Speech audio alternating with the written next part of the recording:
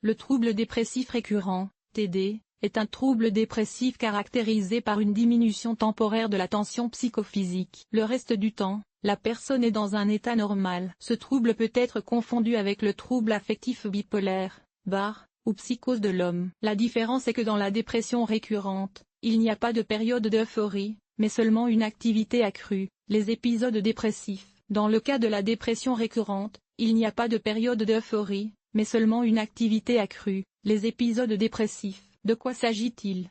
Il s'agit d'un trouble psychotique caractérisé par des épisodes dépressifs de gravité variable. Dans la dépression normale, la personne est constamment déprimée. Dans les BAR, les périodes de manie et de dépression alternent. Selon diverses sources, la dépression récurrente concerne 0,5 à 2% des cas dans le monde. Causes et mécanismes de développement. Le développement de la dépression récurrente est influencé par une série de facteurs endogènes, c'est-à-dire la prédisposition génétique, l'hérédité, psychogène, c'est-à-dire traumatisme mental, choc émotionnel important et stress chronique, organique, c'est-à-dire traumatisme crânien et lésions cérébrales, comprend les lésions sur fond d'intoxication, alcoolisme systématique, et de maladies infectieuses. Les épisodes majeurs surviennent sur fond de psychotraumatisme. Cependant, les épisodes répétés ne se produisent que sous l'influence d'autres facteurs, c'est-à-dire des troubles héréditaires ou organiques. Il existe également une prédisposition génétique, mais l'absence de choc émotionnel fort permet à la maladie de dormir pendant une longue période. Caractéristiques du développement et évolution de la dépression récurrente. En moyenne,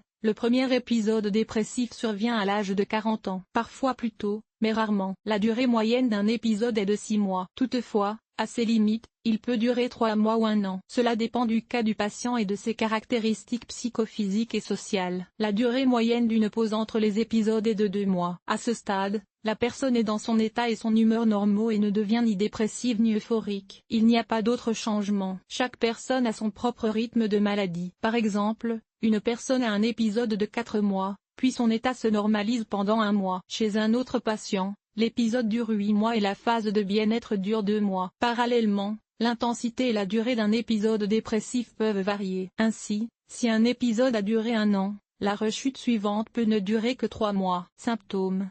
Analyse des symptômes généraux et des caractéristiques de l'évolution de la maladie chez les hommes et les femmes. Prend également en compte les caractéristiques liées à l'âge. Symptômes communs. Symptômes généraux de dépression récurrente. Main.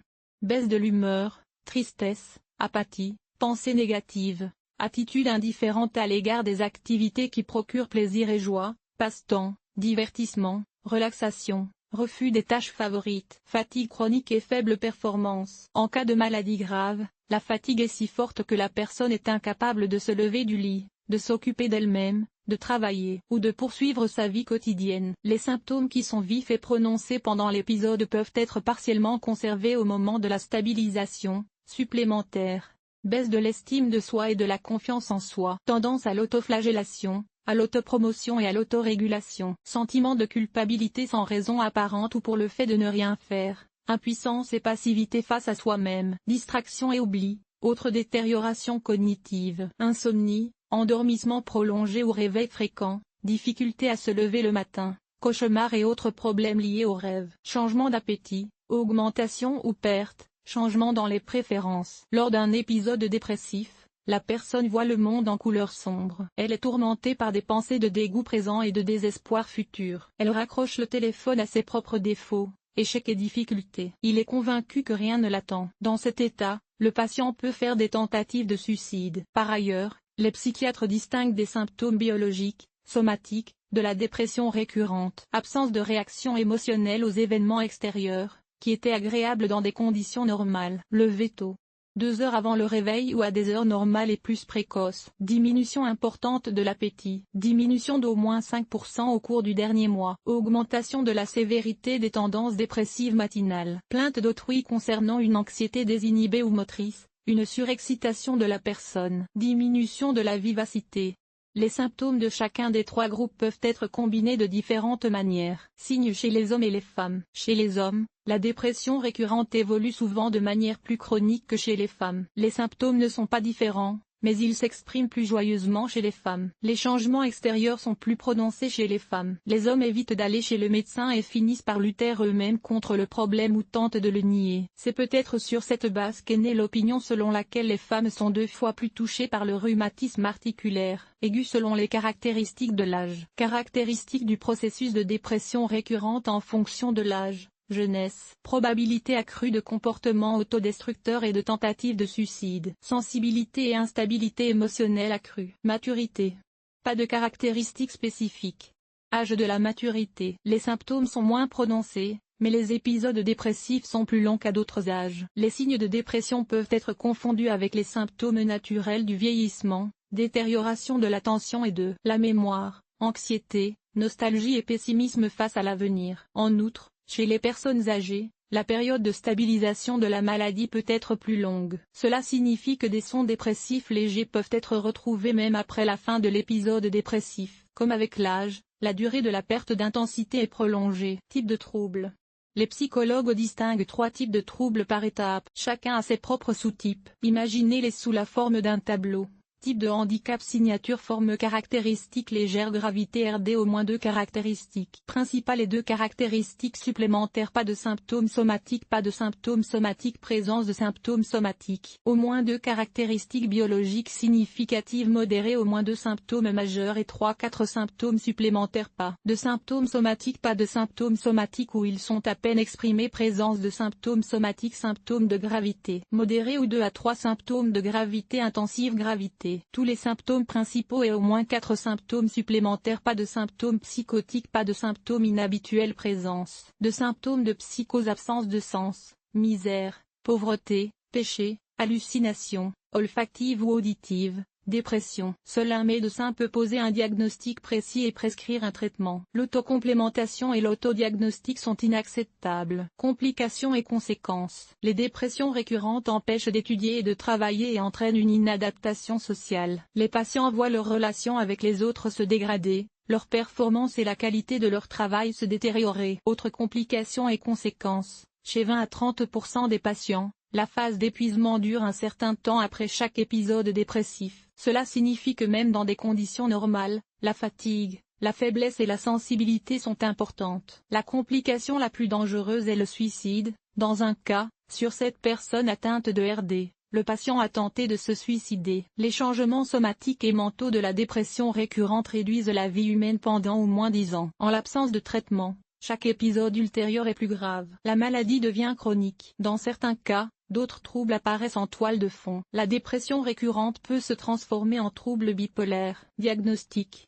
Critères diagnostiques cliniques de la dépression récurrente. Au moins 2 périodes d'activité réduite de 14 jours chacune au cours des derniers mois. Pendant la période entre les épisodes dépressifs, le contexte émotionnel n'a jamais changé et aucun changement d'humeur à long terme ne s'est produit. Les épisodes dépressifs sont diagnostiqués en fonction de la triade clinique des symptômes. Il s'agit d'une diminution de la condition physique, de l'humeur et de la rapidité de la pensée. En termes simples, la personne manque de force, se préoccupe de pensées pessimistes et ralentit. Si un épisode de maladie de l'homme apparaît dans le tableau de la maladie, période d'activité et de bien-être accru, le diagnostic doit être revu. Même s'il s'agit du premier épisode de maladie de l'homme sur fond d'épisodes dépressifs multiples. La principale méthode de diagnostic est l'entretien du médecin avec le patient. L'histoire détaillée de la maladie permet au médecin de poser un diagnostic dès la première consultation. C'est pourquoi il étudie le client de manière approfondie. Éléments de diagnostic. Analyse des antécédents familiaux de la maladie. Évaluation de l'état physique et émotionnel du client. Étude du mode de vie du client. Évaluation des fonctions et des capacités cognitives. Conversation avec les proches du client, dans des cas particuliers. Examen physique des lésions visibles, coupures, blessures, traces de plantes, et de la pathologie interne. Examen par un neurologue.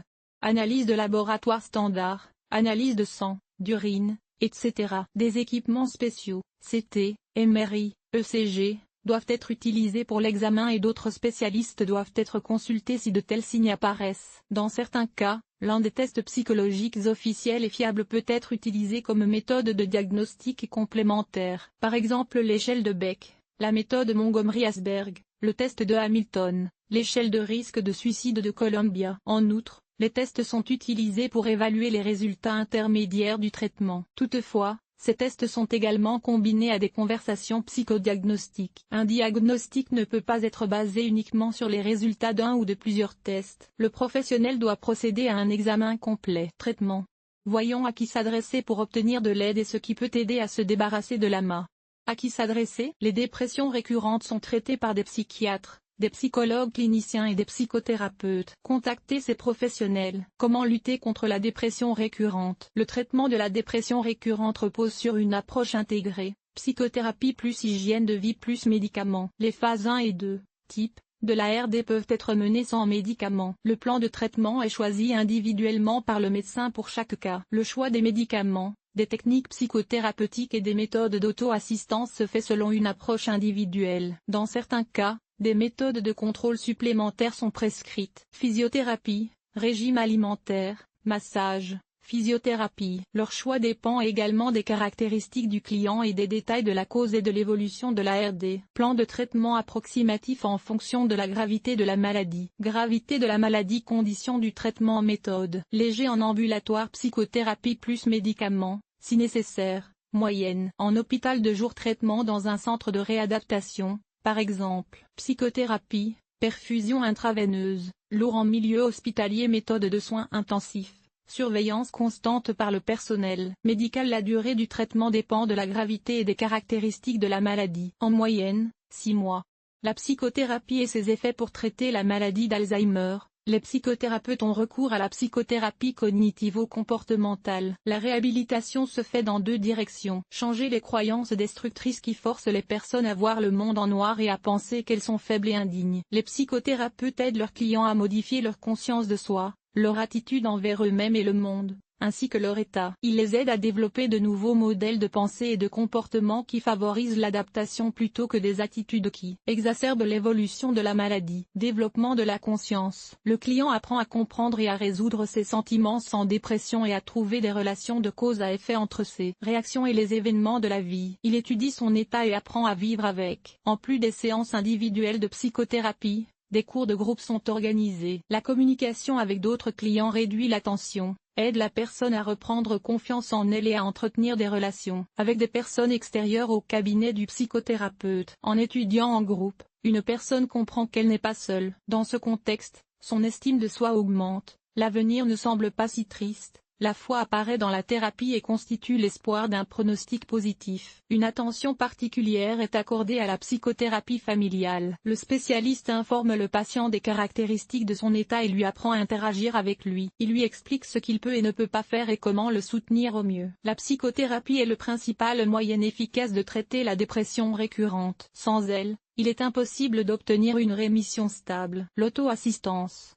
La dépression récurrente est une maladie. Elle ne peut être guérie par elle-même. On ne peut pas s'attendre à ce que l'état indésirable lui-même disparaisse. Sans aide professionnelle, il ne peut que s'aggraver. Dans le cadre de la psychothérapie, les professionnels peuvent fournir plusieurs moyens d'autotraitement. Par exemple, l'une des techniques est appelée activation par l'activation. Une liste de cas de différents niveaux de complexité doit être établie. Cela apporte du plaisir et de la satisfaction dans des conditions normales. Pendant les périodes de dépression, il faut faire au moins un exercice par jour, suffisamment intense. Cet exercice permet de lutter contre la croyance destructrice selon laquelle rien ne m'apporte de la joie et de sortir du cercle vicieux. Inaction, autoflagellation. Prévoir la guérison avec un traitement rapide et professionnel, le pronostic est favorable. Toutefois, il dépend de la gravité de la maladie. En moyenne, le premier changement positif stable est perceptible au bout d'1 mois. Un rétablissement complet, réadaptation à la société, prend 6 mois. Dans certains cas,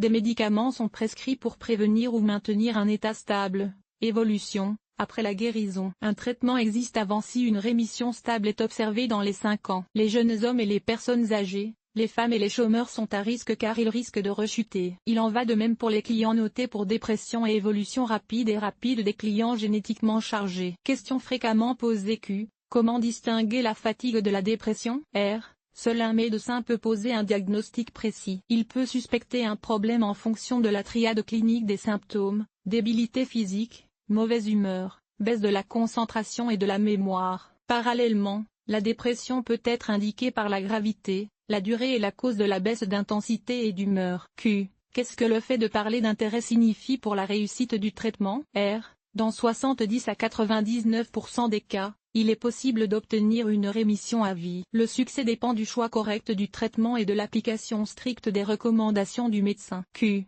Quels sont les groupes à risque? R. Vous êtes à risque si un membre de votre famille souffre de dépression et si vous avez subi un choc important, un traumatisme crânien ou un stress chronique au cours de votre vie. Les psychiatres insistent sur le fait que la dépression survient sous l'influence de facteurs psychologiques, sociaux et biologiques. Au sens large, tout le monde peut devenir dépressif. Q. Existe-t-il un algorithme de traitement universel? Oh, mon Dieu! Tant le choix de la méthode psychothérapeutique que le choix des médicaments, y compris le dosage et l'administration, sont choisis individuellement. En outre, au cours du traitement, le psychiatre procède à des ajustements en fonction de la manière dont le patient réagit au traitement prescrit. Q. Les antidépresseurs sont-ils toujours prescrits en cas de dépression récurrente? R. Pas toujours, car dans la plupart des cas, les changements d'humeur sont associés à une altération du travail des neurones à noradrénaline, dopamine et sérotonine. Le choix du médicament et le régime de prise en charge dépendent des caractéristiques de l'infraction. La prévention. La prévention repose sur un mode de vie sain, l'augmentation de la résistance au stress et la minimisation des effets des facteurs de stress. Il est important d'éviter les blessures, de renoncer à l'alcool, de traiter les infections à temps, d'étudier la psychopsyché en temps utile et d'éviter les chocs psycho-émotionnels. Si vous vous sentez fatigué et faible pendant plus de 2 semaines, ne vous sentez pas plus mal et ne l'amortissez pas sur une période de vie difficile. Dans ce cas, il vaut mieux jouer la carte de la sécurité et contacter un psychothérapeute. Expérience de vie avec cette maladie, témoignages et conseils. Nous avons recueilli des témoignages de personnes atteintes de dépression récurrente. Tatiana. Diagnostic reçu en 2014. Le psychiatre a prescrit des antidépresseurs, mais leurs effets secondaires négatifs étaient plus importants que leurs avantages. Le médecin a donc annulé le traitement. Cependant, la psychothérapie a donné des résultats importants. En coopération avec différents psychothérapeutes, Tatiana a essayé la psychothérapie cognitivo-comportementale et la psychanalyse. Tatiana encourage les patients à se faire diagnostiquer et à comprendre qu'il ne s'agit pas de traiter la maladie, mais de l'arrêter. Dès qu'elle réalise que cela fait désormais partie d'elle, il devient plus facile de vivre avec. Elle doit concentrer son attention sur la question suivante: comment acceptez-vous votre état? Pendant les périodes de dépression, il est important de se concentrer sur des détails agréables et plaisants, comme un bain chaud et relaxant ou un ciel magnifique. Le soutien des amis et des parents dans les groupes de soutien dans le cadre de la psychothérapie, des personnes sur les forums et les blogs est important. Mais fondamentalement, le bien-être de la personne déprimée dépend du patient lui-même. Margarita. Margarita est devenue vivable lorsqu'elle a été officiellement diagnostiquée. Elle a appris à comprendre son état, à travailler avec lui et à comprendre ce qui changeait dans son humeur et son état, et pourquoi. Elle a cessé de se culpabiliser et d'insister sur la phrase « il faut s'en sortir ». Aujourd'hui, cette femme sait ce qu'elle doit faire pour aller vraiment mieux. Margarita recommande de prendre rapidement contact avec un psychothérapeute. Olga.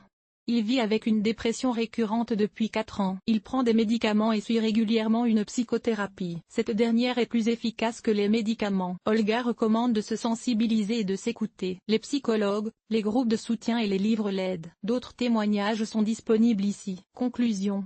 La dépression récurrente est une maladie dans laquelle l'humeur dépressive se retourne parfois contre une personne. La RD peut être confondue avec, par exemple, le bar et d'autres troubles affectifs. Un mauvais diagnostic et un traitement mal choisi peuvent aggraver l'évolution de la maladie. La RD répond parfaitement au traitement, médicaments plus psychothérapie plus mode de vie sain. Le pronostic de la maladie est positif, mais un contact opportun avec un psychologue clinicien ou un psychothérapeute peut être envisagé. L'article vous a-t-il aidé? Évaluation, 5.5. 5.5 Montant de l'évaluation, 1.